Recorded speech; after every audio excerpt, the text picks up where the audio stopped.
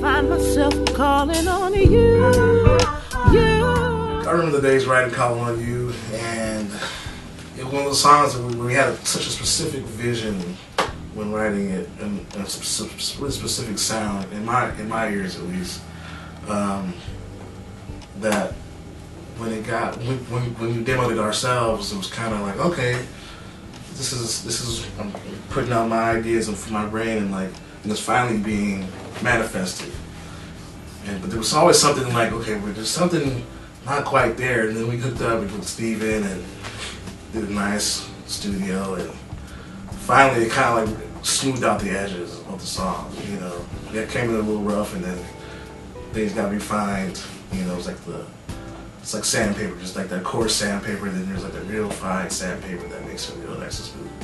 So it was like taking a piece of wood that's raw and making it into like a nice sculpture or something. It was kind of like that. When I heard Calling on You on the radio, it was kind of like dreams coming to reality in a sense. It was, starting to see those changes happening before our eyes, in our ears. We always talk about what's going to change when we listen to it on the radio, what's happening now. When we started writing Calling on You, it was, at that time for us, a little bit of a different departure from what we had done sonically before.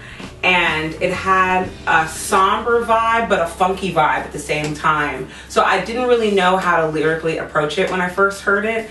At the time, I had just lost my uncle, and I was dealing with a lot of emotional turmoil that was tied to his death.